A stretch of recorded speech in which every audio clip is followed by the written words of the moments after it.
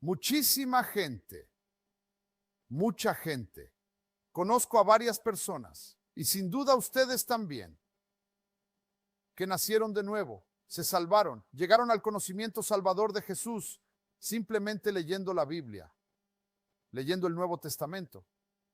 Tengo un amigo llamado Víctor, es el anciano principal de la Fraternidad de los Hermanos en Jerusalén, mi esposa es de los hermanos, y él la bautizó y predicó en el Bat Mitzvah de mi hija, es un viejo amigo y demás. Víctor es un judío de Túnez de cuando era colonia francesa en el norte de África. Todos los que Víctor conocía eran judíos, musulmanes o católicos romanos. No conocía a ningún cristiano nacido de nuevo. Nunca había conocido a uno, nunca lo había visto, no sabía lo que era. Ahora ya no, porque hay más judíos creyentes, pero hace 25 años todavía conocía a judíos que se salvaban y pensaban que eran los únicos judíos que creían en Jesús, pensaban que eran los únicos judíos nacidos de nuevo. Solía conocer a gente así hace 25 años, ya no. Pero Víctor era diferente, no solo pensaba que era el único judío nacido de nuevo. Cuando fue a ver a los sacerdotes franceses e intentó decirles que había conocido a Jesús, pensaron que estaba loco, no sabían a qué se refería. Por supuesto, su familia y el rabino pensaban de verdad que estaba desquiciado, y con los musulmanes ni empecemos. Víctor no pensaba que era el único judío que creía, pensaba que era la única persona en el África colonial francesa, rodeado de musulmanes.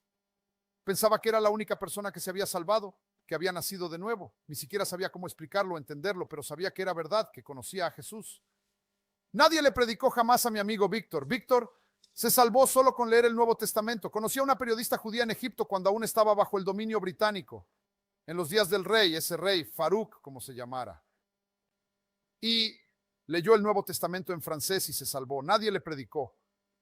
Tenía un amigo que estaba en la Marina Mercante Soviética antes de que cayera el telón de acero. Se llamaba Gennady Vaganov.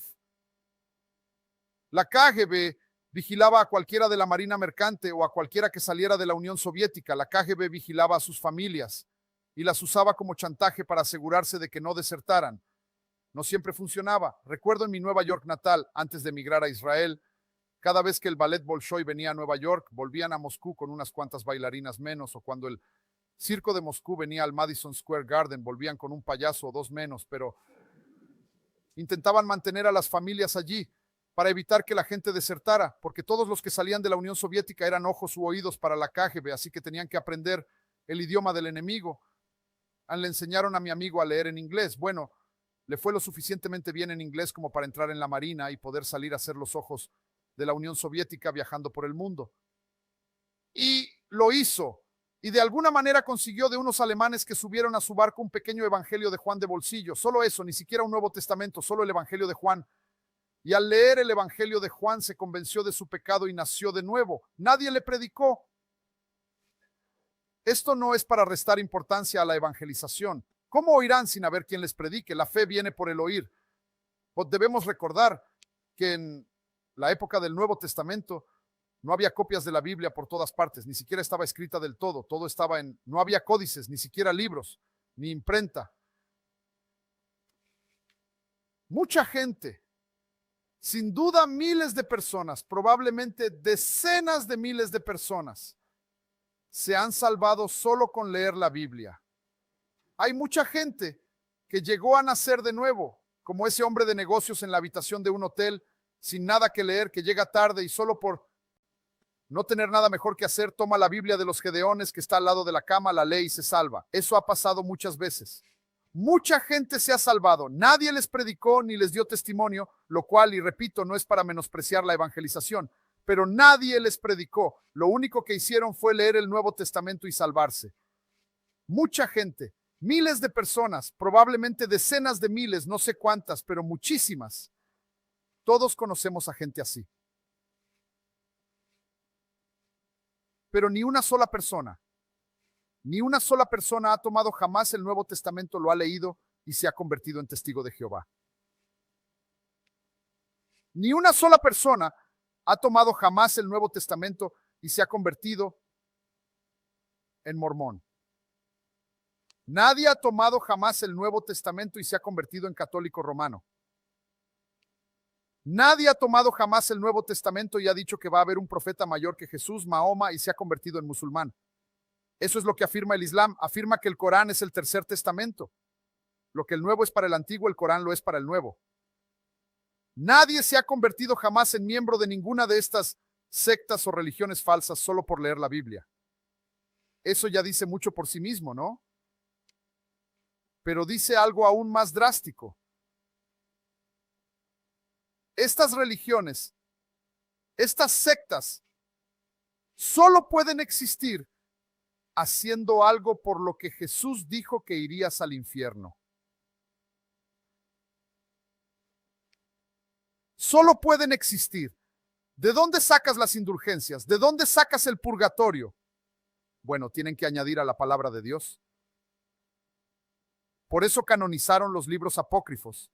Había un versículo en Macabeos en los apócrifos que decía que es bueno rezar por los muertos. Los apócrifos son simplemente historia y literatura de importancia bíblica, pero no son canon. Y en su contexto fue escrito por judíos que escribían en griego y significaba simplemente rezar para que viniera el Mesías, para que los santos del Antiguo Testamento que estaban en el seno de Abraham pudieran ir al cielo. Eso es lo que habría significado.